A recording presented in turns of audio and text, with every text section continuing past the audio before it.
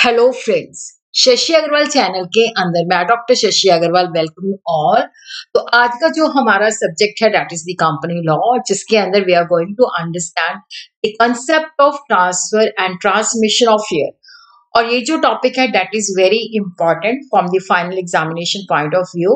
अगर आपको मेरा ये एफर्ट सही लगता है तो इस वीडियो को लाइक कीजिए, शेयर कीजिए, कमेंट कीजिए और मेरे चैनल शशि अग्रवाल को सब्सक्राइब कीजिए अगर आपने सब्सक्राइब नहीं किया हुआ। तो राइट ऑफ शेयर होल्डर के पास क्या राइट है? देखो, जब हम शेयर को ट्रांसफर करते हैं, जैसे ए ने किसी कंपनी के शेयर खरीदे, उसने बी को ट्रांसफर कर दिए। पहले ए ऑनर था, अब बी ऑनर हो जाता है। A transfer is a change of ownership by voluntary act of parties. Voluntary act of parties का मतलब होता है कि जहां पे ए ने किसी कंपनी के शेयर खरीदे, वो अपनी मर्जी से जो है बी को सेल करना चाहता है, बी को ट्रांसफर करना चाहता है। तो free transferability of share has been of primary importance के जो शेयर होते हैं, इनको बिना किसी रिस्ट्रिक्शन के, बिना किसी रुकावट के जो है फ्रीली ट्रांसफर जो है that is very very important. तो सेक्शन 44 हमें बताता है कि जो शेयर ऑफ ए कंपनी है दे आर मूवेबल प्रॉपर्टी। और यहाँ पे क्या होता है कि हम इनको ट्रांसफर तभी कर सकते हैं जो मैनर जो होता है कंपनी एक्ट के अंदर बताया गया है और जो आर्टिकल ऑफ एसोसिएशन के अंदर मेंशन है। तो उसी वे से हम जो शेयर होते हैं दूसरे व्यक्ति को ट्रांसफर कर सकते हैं। तो right to transfer share is absolute and inherent in the ownership of share, कि जो व्यक्ति शेयर का ऑनर है उसी के पास जो है राइट टू ट्रांसफर जो होता है। Share of a public company जो होते हैं, section 58 of the company act 2013 हमें बताता है कि जो शेयर ऑफ पब्लिक कंपनी है वो फ्रीली ट्रांसफरेबल होते हैं, उस पर कोई रिस्ट्रिक्शन नहीं होती, बड़े आराम से हम उसको ट्रांसफर कर सकते हैं। बट जो प्राइवेट कंपनी होती है, यहाँ पे रिस्ट्रिक्शन होती है, right of transfer to the shares to the members. तो अब हम देखते हैं कि जो डिपॉजिटरी एक्ट 96 था, तो उसके अंदर काफी सारी चेंजेस हुई। तो section 22 of the security contract regulation act 1956 omit कर दिया गया था और सेक्शन 58 और 59 जो थे कंपनी एक्ट के अंदर इंसर्ट कर दिए गए थे। और ये जो थे जो पब्लिक लिस्टेड कंपनीज होती हैं उनकी ट्रांसफर ऑफ शेयर के साथ डील करते हैं। उसी तरह जो section 7 of the depository act है वो प्रोवाइड करता है for the free transfer of security in any company, private company को छोड़ के। अब हम देखते हैं कि प्राइवेट कंपनीज के ऊपर क्या रिस्ट्रिक्शन होती है या वो अपने शेयर किस तरह से ट्रांसफर करती है। The restriction on transfer of share are contained in article of association.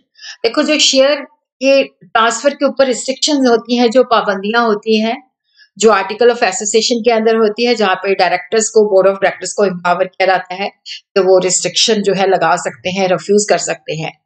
तो director usually impose certain restriction by the articles on the transferability of shares. For example, the article may provide that the insolvency of a member, his share would be transferred at a fair value to the nominee of the directors. तो director जो है वही restriction लगाते हैं जो कि article of association के अंदर प्रोवाइडेड होती है। जैसे आर्टिकल ऑफ एसोसिएशन के अंदर लिखा हुआ है कि अगर मेंबर जो है इंसॉल्वेंट हो जाता है तो उसके जो शेयर है फेयर वैल्यू पे नॉमिनी ऑफ द डायरेक्टर जो है उसको ट्रांसफर किए जाएंगे। वहां पे डायरेक्टर जो है रिफ्यूज नहीं कर सकते। तो articles of A private company जो है उसके अंदर मेंशन होता है कि जो ट्रांसफर ऑफ शेयर है वो पहले हमने first member of the company के, अगर कोई व्यक्ति अपने शेयर ट्रांसफर करना चाहता है तो वो पहले मेंबर ऑफ द कंपनी को ऑफर करेगा। और अगर जो है डिस्प्यूट होती है regarding the pricing of the share तो that will be settled by independent authority. देखो, नॉन मेंबर को हम तभी ट्रांसफर कर सकते हैं अगर मेंबर जो है रेडी नहीं है उसको खरीदने के लिए। तो ये प्रीएम्प्टिव राइट होता है कि पहले हमने अगर शेयर को ट्रांसफर करना है तो first we have to offer to the member. अगर वो रिफ्यूज करता है फिर हम नॉन मेंबर को ट्रांसफर कर सकते हैं। तो यहाँ पे होता है कि अगर प्राइवेट कंपनी के अंदर जो होता है within 30 days from the date of launchment of the transfer deed और intimation of transmission has to send notice of refusal of transfer और ट्रांसमिशन अलॉन्ग विद रीजन। तो यहाँ पे जो बोर्ड ऑफ डायरेक्टर्स हैं, अगर वो उसको रिफ्यूज करना चाहते हैं तो within 30 days from the date of lodgement की जब ट्रांसफर डीड जो होती है वो कंपनी के पास आ जाती है, या इंटीमेशन ऑफ ट्रांसमिशन का मतलब होता है कि इन केस मेंबर की डेथ हो जाती है तो उसके लीगल रिप्रेजेंटेटिव को ट्रांसफर करने होते हैं, जिसको हम ट्रांसमिशन कहते हैं। तो ये किस्सा चाहे ट्रांसफर का है चाहे ट्रांसमिशन का है, तो जो कंपनी है विद इन 30 डेज के अंदर जो है नोटिस ऑफ रिफ्यूजल भेजेगी, चाहे वो ट्रांसफर के साथ है चाहे ट्रांसमिशन का, और उसके अंदर उसको रीजन भी बताने पड़ेंगे। पब्लिक लिमिटेड कंपनी के अंदर जो है restriction on the transfer of share जो होती है इम्पोज नहीं होती। सेक्शन 58 ऑफ कंपनी एक्ट बताता है कि पब्लिक लिमिटेड कंपनी जो है वो कभी भी जो मेंबर के राइट के ऊपर रिस्ट्रिक्शन नहीं लगा सकती कि भाई तू अपने शेयर ट्रांसफर नहीं कर सकता। तो ये इसलिए होता है कि देखो यहाँ पे जो है to check the arbitrary exercise of power by public company जो है इस पावर का मिसयूज ना करे, और जो मिनॉरिटी शेयर होल्डर होते हैं उनके इंटरेस्ट को प्रोटेक्ट करने के लिए आवश्यक होता है कि पब्लिक लिमिटेड कंपनी कोई रिस्ट्रिक्शन नहीं लगा सकती। Section 50 Act is meant to ensure that the director of the company do not refuse a legally permissible transfer। कि जो ट्रांसफर है वो सही है, लॉजिकली सही है, लीगली सही है और लीगली शेयर ट्रांसफर हो सकते हैं, तो वहां पे बोर्ड ऑफ डायरेक्टर जो है उस चीज को रिफ्यूज नहीं कर सकते। Public limited company may impose some restriction on the right of member to transfer shares। तो पब्लिक लिमिटेड कंपनी जो है राइट ऑफ मेंबर मतलब कुछ रिस्ट्रिक्शंस लगा सकती हैं, जैसे रेगुलेशन 20 टेबल एफ जो है कहता है कि बोर्ड ऑफ डायरेक्टर जो है अगर पार्टली पेड अप शेयर है, अगर ऐसे व्यक्तियों को दिया जाता है जिसको बोर्ड ऑफ डायरेक्टर अप्रूव नहीं करते, तो वहां पे बोर्ड ऑफ डायरेक्टर्स को रिफ्यूज कर सकते हैं। और उसी तरह क्या है कि बोर्ड ऑफ डायरेक्टर्स उन शेयर की registration of transfer of share को भी रिफ्यूज कर सकते हैं जिसके अंदर कंपनी का लियन होता है।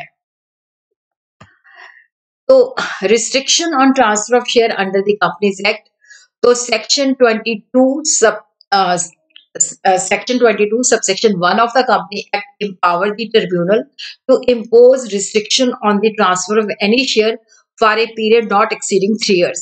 तो यहाँ पे ट्रिब्यूनल के पास पावर है कि वो जो शेयर है उनकी ट्रांसफर के ऊपर रिस्ट्रिक्शन लगा सकता है, पर ये जो रिस्ट्रिक्शन लगती है वो 3 ईयर से ज्यादा नहीं लग सकती, वो ज्यादा से ज्यादा 3 ईयर तक रिस्ट्रिक्शन लगा सकता है। तो यहाँ पे होता है कि जब ये रिस्ट्रिक्शन लगाई जाती है, जैसे reference made by the central government in connection with the investigation of ownership of any companies under section 216। इस section 216 के अंदर जो है इन्वेस्टिगेशन चल रही है regarding the ownership of company, तो उस दौरान 3 इयर्स के लिए जो है वो ट्रांसफर नहीं हो सकते।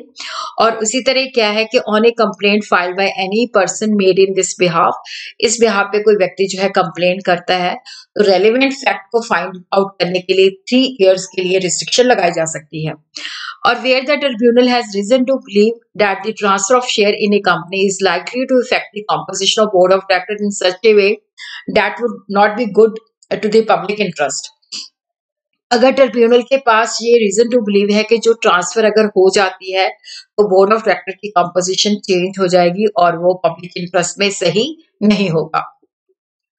ग्राउंड्स जिसके बेसिस पे जो बोर्ड ऑफ डायरेक्टर्स हैं वो रजिस्ट्रेशन ऑफ ट्रांसफर जो फिजिकल शेयर्स हैं, देखो जहां पे फिजिकल शेयर्स होते हैं तो उनकी जो ट्रांसफर है, जब ट्रांसफर होती है तो उसकी रजिस्ट्रेशन को वो रिफ्यूज कर सकते हैं। तो ये ग्राउंड्स है जिसके बेसिस पे वो रिफ्यूजल दे सकते हैं। अगर पार्टली पेड शेयर्स के जो शेयर्स हैं वो फुली पेड अप नहीं है, पार्टली पेड अप है, वो ट्रांसफर किए जाते हैं और हमें बोर्ड ऑफ डायरेक्टर को लगता है कि जो ट्रांसफर है that is known to be incapable of paying the balance call, जिस व्यक्ति को ट्रांसफर किए जाते हैं वो इस पोजीशन में नहीं है कि बैलेंस कॉल पे कर सके। और जब ट्रांसफर किए जाते हैं माइनर को, और उसी तरह अगर जो व्यक्ति ट्रांसफर कर रहा है उसने कंपनी के पैसे देने हैं, his debtor to the company, और कंपनी का उन शेयर के ऊपर लियन है, और उसी तरह जहां पे उसने कॉल मनी जो ड्यू है उसको पे नहीं किया, या ट्रांसफर इंस्ट्रूमेंट जो है that is not complete, irregular है, डिफेक्टिव है, प्रॉपर्ली स्टैम्प नहीं है, या कोई भी बोर्ड ऑफ डायरेक्टर्स को लगता है कि ग्राउंड जो है जस्टिफाइड है, इक्विटेबल है, जिसके बेसिस पे वो जो शेयर की ट्रांसफर है उसको रिफ्यूज कर सकते हैं। अब हम देखते हैं पावर ऑफ द डायरेक्टर। देखो जब बोर्ड ऑफ डायरेक्टर इस पावर का इस्तेमाल करते हैं तो it must be exercise in the interest of the company. और यहाँ पे वो जब रिफ्यूज करते हैं तो that has to be conveyed in writing. तो यहाँ पे जो पावर टू डिसअप्रूव है जिसके बेसिस पे वो रिफ्यूजल कर सकते हैं कि शेयर ट्रांसफर नहीं हो सकती, तो वो बोर्ड ऑफ डायरेक्टर के पास है, इंडिविजुअल डायरेक्टर के पास नहीं है। जैसे हम इस केस के अंदर देखते हैं TN Puri cause by premier tyres limited. तो यहाँ पे था कि in application of transfer deposited with the board of directors, तो वहां पे सब कमेटी जो थी उसने इस शेयर की ट्रांसफर को रिफ्यूज कर दिया। तो यहाँ पे था कि जब कोर्ट के अंदर फैसला दिया कि ये बोर्ड ऑफ डायरेक्टर ने रिफ्यूज नहीं किया, ये सब कमेटी ने रिफ्यूज किया है, तो ये जो रिफ्यूजल है ये वैलिड नहीं है। The director cannot refuse to register a transfer of share affected by a court of sale, even if the article of association empowers them to do so. अगर देखो यहाँ पे कोर्ट के द्वारा सेल हो रही है तो वहां पे उस रिफ्यूजल को वो मतलब उस ट्रांसफर को वो रजिस्टर करने से रिफ्यूज नहीं कर सकते, चाहे आर्टिकल ऑफ एसोसिएशन जो है बोर्ड ऑफ डायरेक्टर को एम्पावर करता है। अगर कोर्ट के द्वारा शेयर की सेल हुई है तो उस ट्रांसफर को रिफ्यूज करने से वो इनकार नहीं कर सकते। Transfer of share under the deposit system. देखो यहाँ पे हम लोग अभी जो बात कर रहे थे कि वहां पे जो शेयर है वो हमारे पास फिजिकल फॉर्म में है, लेकिन डिपॉजिट सिस्टम के अंदर क्या होता है कि शेयर जो होते हैं वो इलेक्ट्रॉनिक अकाउंट्स के अंदर होते हैं। जैसे बैंक के अंदर हमारा पैसा जो होता है सेविंग अकाउंट के अंदर होता है। डिपॉजिटरी एक्ट जो है वो कहता है कि एस्टैब्लिशमेंट ऑफ वन और मोर ऑफ द डिपॉजिटरी, तो एवरी डिपॉजिटर जो होता है वो सेबी के पास रजिस्टर्ड होता है और उसको एक सर्टिफिकेट मिलता है इसको मतलब शुरुआत करने के लिए। डिपॉजिटरी पार्टिसिपेंट जो होता है वो डिपॉजिटरी का एजेंट होता है। और यहाँ पे जो डिपॉजिटरी होता है that is registered under the SEBI act to provide depository services. और यहाँ पे जो डिपॉजिटरी एक्ट है वो राइट्स और ऑब्लिगेशंस बताता है और सेबी रेगुलेशंस बताती है क्या एलिजिबिलिटी क्राइटेरिया है, डिपॉजिटरी पार्टिसिपेंट का क्या एलिजिबिलिटी क्राइटेरिया है, इसके बेसिस पे वो जो है डिपॉजिटरी का एजेंट बन सकता है। तो इन्वेस्टर को जो डीमैट अकाउंट है वो डिपॉजिटरी पार्टिसिपेंट के पास खुलवाना पड़ता है। अपने जो फिजिकल शेयर होते हैं वो डिपॉजिटरी पार्टिसिपेंट को सरेंडर करने पड़ते हैं। तो इन्वेस्टर्स नेम जो है that will be replaced by the depository as the registered owner. और जो इन्वेस्टर होता है वो बेनिफिशियल इन्वेस्टर होता है। जैसे फिजिकल शेयर के अंदर उनका डिस्टिंक्टिव नंबर होता है, बट जब वो इलेक्ट्रॉनिक फॉर्म के अंदर जाते हैं तो वो डिस्टिंक्टिव नंबर जो होता है वो खत्म हो जाता है। देखो इससे जब हम डीमैट की फॉर्म में अपने शेयर रखते हैं तो इसको चोरी नहीं हो सकते, फट नहीं सकते और कहीं पे फॉर्जरी भी नहीं हो सकती और इमीडिएटली हम इसका ट्रांसफर और ट्रांसमिशन कर सकते हैं और इसकी जो ट्रांजैक्शन कॉस्ट होती है वो भी काफी लो होती है और यहाँ पे बैड डिलीवरी के चांसेस भी नहीं होते क्योंकि ये इलेक्ट्रॉनिक फॉर्म में होता है तो जिसको ट्रांसफर करना इजी होता है। और यहाँ पे हमें समय समय पर रेगुलर इंटरवल पे अपने अकाउंट्स के बारे में इंफॉर्मेशन मिलती रहती है। तो remedies against refusal to register the transfer share. तो यहाँ पे हम देखते हैं कि अगर प्राइवेट कंपनी में रिफ्यूजल होता है तो क्या रेमेडी है, और उसी तरह हम देखेंगे कि अगर पब्लिक लिमिटेड कंपनी रिफ्यूज करती है तो वहां पे क्या जो है सोल्यूशन है। तो remedies in case of private company, तो यहाँ पे होता है कि जब प्राइवेट कंपनी के अंदर जो है जनरली ये आर्टिकल ऑफ एसोसिएशन के अंदर मेंशन्ड होती है और यहाँ पे जब रिफ्यूज कर दिया जाता है तो उस वक्त क्या होता है कि जो कंपनी रिफ्यूज करती है तो यहाँ पे जो रेमेडीज है they are given under section 58 and 59 of the company act. तो सेक्शन 58 जो है that is applicable to the private and public limited company both. जब कंपनी रिफ्यूज कर देती है तो अग्रीव्ड पार्टी जो है वो नेशनल कंपनी लॉ ट्रिब्यूनल के पास अपील कर सकता है अंडर सेक्शन 58। तो यहाँ पे वो बेसिकली क्या होता है कि देखो जब कंपनी रिफ्यूज करती है तो उसको नोटिस ऑफ रिफ्यूजल जो होता है ट्रांसफरी और ट्रांसफरर को अलॉन्ग विद रीजन भेजना पड़ता है।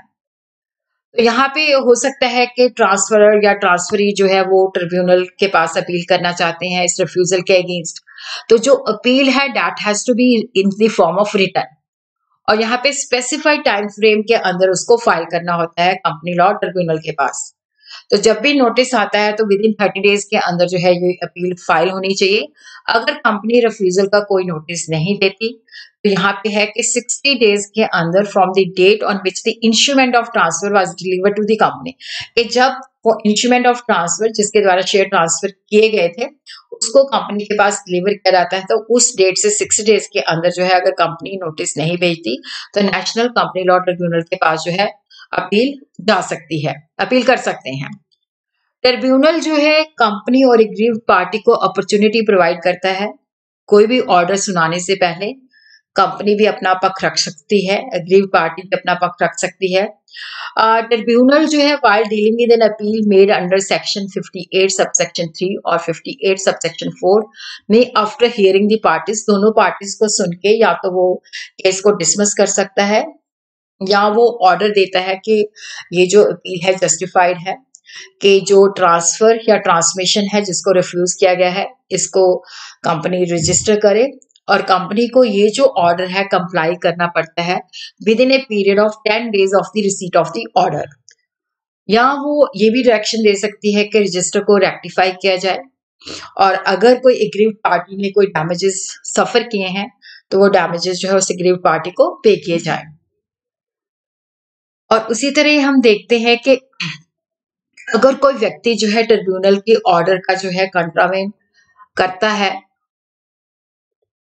अगर कोई व्यक्ति जो है ट्रिब्यूनल के ऑर्डर का कंट्रावेन करता है मतलब उसको वायलेट करता है तो उसको इम्प्रिजनमेंट हो सकती है, which shall not be less than 1 year, पर जो 3 ईयर तक एक्सटेंड हो सकती है, और उसको फाइन भी लग सकता है which may not be less than 1 lakh रुपए और जो 5 लाख तक जा सकता है। और उसी तरह जो ट्रांसफरी है वो ट्रिब्यूनल के पास जा सकता है कि जो रजिस्टर ऑफ मेंबर है उसको रेक्टिफाई किया जाए। तो अंडर सेक्शन 58 सबसेक्शन 5 ट्रिब्यूनल जो है डायरेक्शन दे सकता है कि जो रजिस्टर ऑफ मेंबर है उसको रेक्टिफाई किया जाए और जो एग्रीव्ड पार्टी ने लॉस बियर किया है या डैमेज बियर किया है उसको वो दिया जाए। Now we will understand remedies in case of public limited companies. The director of a public limited company have no discretionary power to refuse the transfer of share. कि जो director of public limited company है उनके पास ये discretionary power नहीं है कि वो transfer of share जो है उसको रिफ्यूज कर दे।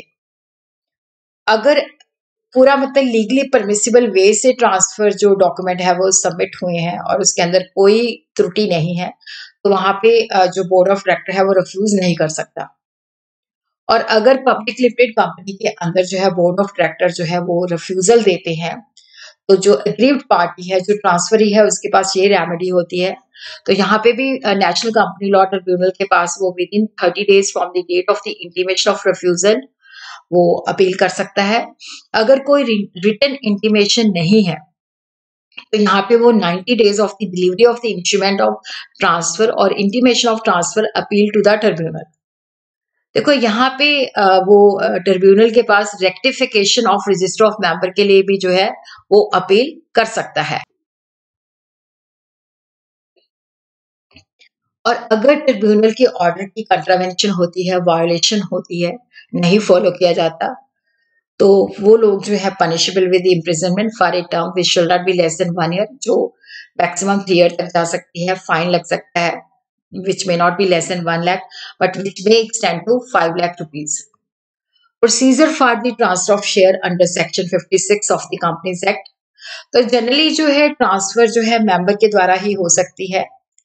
Ordinarily share can be transferred by a person who is the holder thereof whose name appear in the register of member, कि जो रजिस्टर ऑफ मेंबर्स के अंदर उसका नाम अपेयर करता है, जो होल्डर है, जो ऑनर है, वो अपने शेयर को ट्रांसफर कर सकता है। और उसी तरह क्या है कि जो लीगल रिप्रेजेंटेटिव है, जो मेंबर जिसकी डेथ हो चुकी है, चाहे वो मेंबर नहीं है लेकिन वो भी शेयर ट्रांसफर कर सकता है। देखो यहाँ पे transfer made under winding up जो है वो वॉइड है, बट अगर वो लिक्विडेटर के द्वारा सैंक्शन है then they are valid. Transfer जो है that should be in the prescribed form.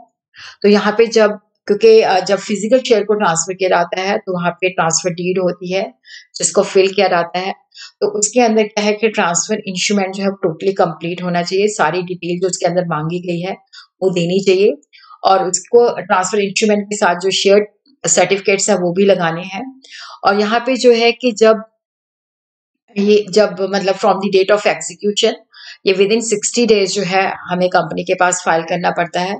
अगर ट्रांसफर इंस्ट्रूमेंट जो है गुम हो जाता है, लॉस्ट हो जाता है, तो कंपनी जो है register the transfer on such terms of indemnity as the board of director में डीम फिट, कि अगर ट्रांसफर इंस्ट्रूमेंट मिसप्लेस हो जाता है या गुम हो जाता है, तो कंपनी जो है शेयर की ट्रांसफर जो है रजिस्टर कर सकती है इंडेमनिटी के ऊपर, या जो भी बोर्ड ऑफ डायरेक्टर सजेस्ट करते हैं। और उसी तरह in the absence of share certificate, तो लेटर ऑफ अलॉटमेंट जो है वो भी ट्रांसफर इंस्ट्रूमेंट के साथ भेजा जा सकता है for the purpose of registration of the share of transfer.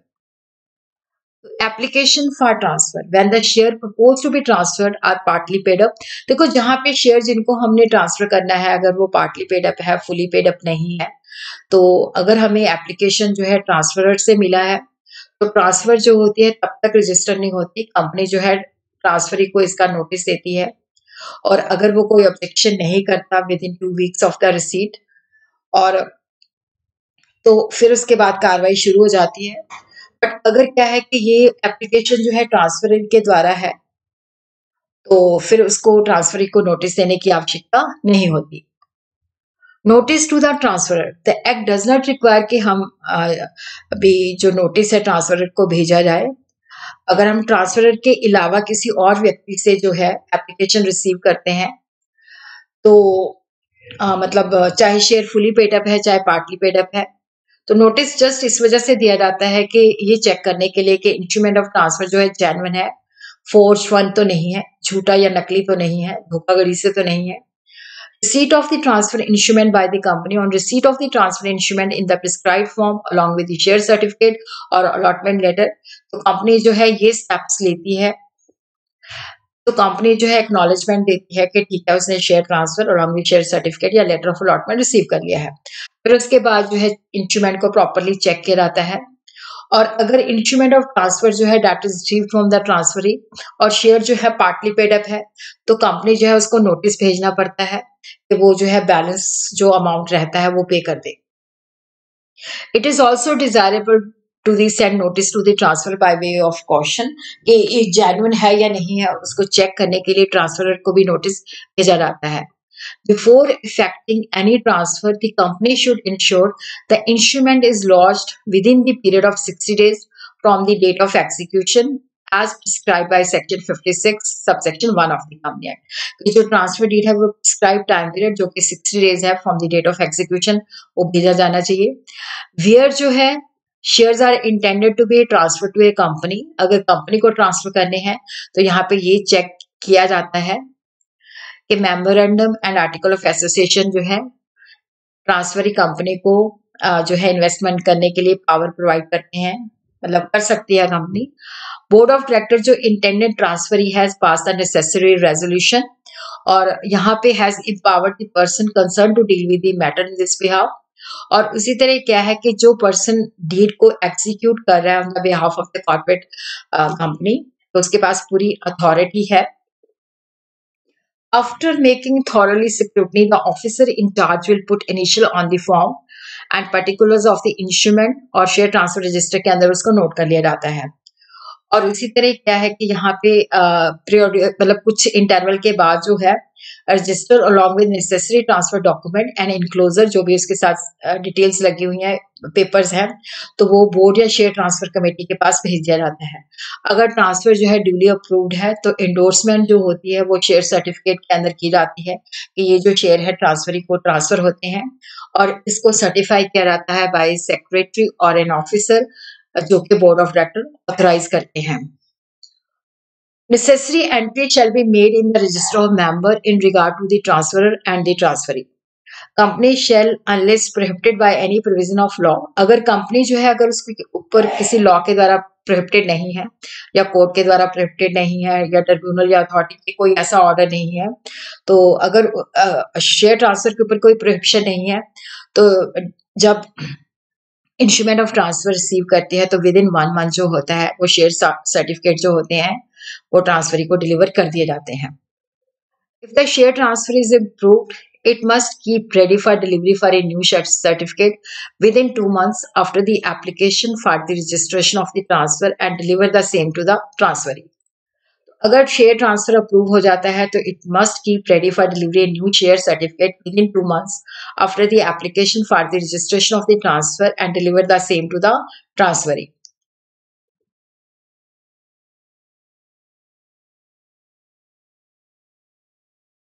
और ट्रांसफर जो है कंप्लीट हो जाती है और जो जिस व्यक्ति को ट्रांसफर किए जाते हैं वो शेयर होल्डर हो जाता है और जो है शेयर ट्रांसफर के अंदर जो है उसका नाम जब मेंशन कर लिया जाता है तो वो रजिस्टर्ड शेयर होल्डर बन जाता है.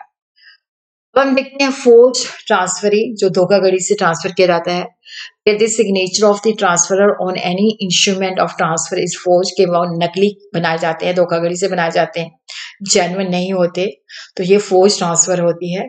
और फोर्ज ट्रांसफर का इफेक्ट होता है ये नल होती है और ये जो ओरिजिनल शेयर होल्डर है जो उसका ऑनर है जिसके सिग्नेचर धोखाधड़ी मतलब झूठे हैं, जिसके सिग्नेचर खुद किसी दूसरे ने किए हैं, तो वहां पे शेयर ट्रांसफर नहीं होते. A person receiving share under a forged instrument of transfer gets no right. तो उसको जो राइट मतलब जो उसका राइट ऑनर है जो उसी को वापस करने पड़ेंगे. ब्लैंक ट्रांसफर का मतलब होता है कि transfer sign by the transferor but with a blank for the name of the transfer is called blank transfer. कि देखो यहाँ पे जो ट्रांसफर डीड है that is sign by the transferor, लेकिन उसके अंदर जिस व्यक्ति को हमने ट्रांसफर किया है उसका नाम मेंशन नहीं होता.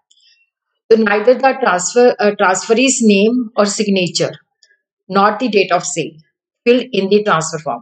देखो यहाँ पे है कि जो ट्रांसफरी है जिसको हमने ट्रांसफर किया है उसका नाम मेंशन नहीं होता और किसने हमने सेल किया है वो भी नाम मेंशन नहीं होता और सिग्नेचर भी नहीं होते. तो ट्रांसफरी के पास ये लिबर्टी होती है अगेन वो नाम ना भर के सिग्नेचर ना करके दूसरे बार को जो है सेल कर सकता है और ये प्रोसेस चलता रहता है, काफी बार चलता है जब तक कि उस व्यक्ति के पास पहुंचता है जो उस शेयर को रखना चाहता है और अपना नाम जो है रजिस्टर करवाना पड़ता है.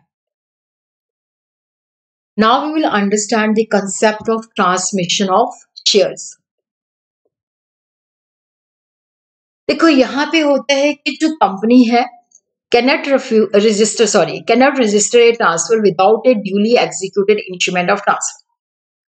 देखो कंपनी जो है शेयर को ट्रांसफर तभी करती है जब duly executed transfer deed along with the share certificate और अलॉटमेंट ऑफ लेटर जो है कंपनी के पास पहुंचता है. बट एक एक्सेप्शन है जहां पे कंपनी जो है without duly executed instrument of transfer जो है रजिस्टर कर सकती है. A company may register a shareholder any person to whom the right to any share in the company has been transmitted by operation of law. तो यहाँ पे जिस व्यक्ति को जो शेयर है by operation of law transfer किए गए हैं तो उसको जो है as a share holder register कर सकते हैं, उसको ट्रांसफर डीड जमा करवाने की जरूरत नहीं है. ट्रांसमिशन ऑफ शेयर अगर करती है अगर व्यक्ति की डेथ हो जाती है या मेंबर बैंकरप्ट हो जाता है और या मेंबर जो है कंपनी है और वो लिक्विडेशन के अंडर सेक्शन 56 सबसेक्शन 2 के अंदर जा रही है.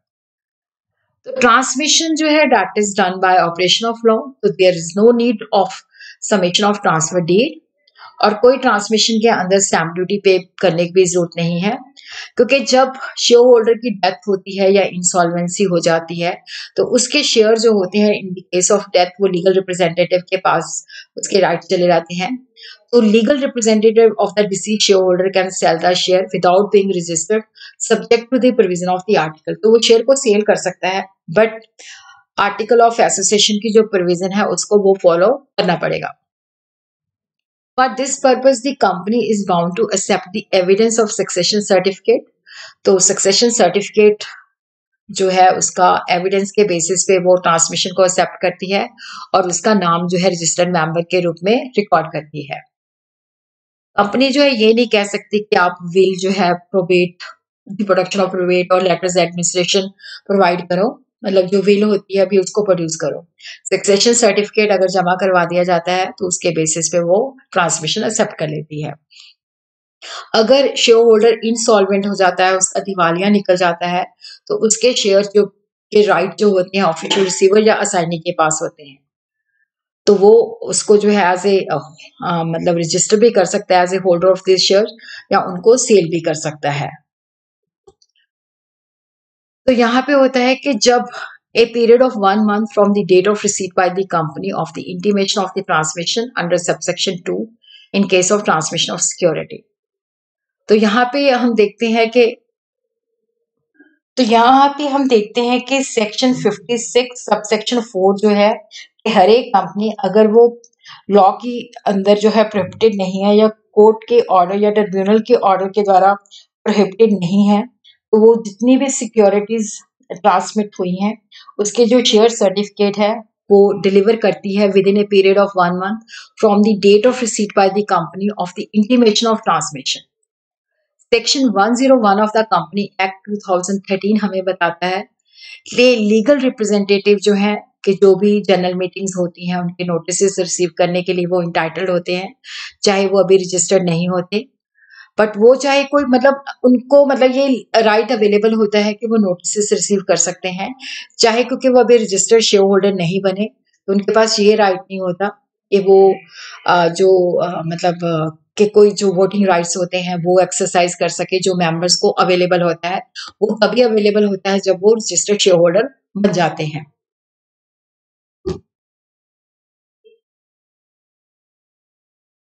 Transmission of share in case of nomination under section 72।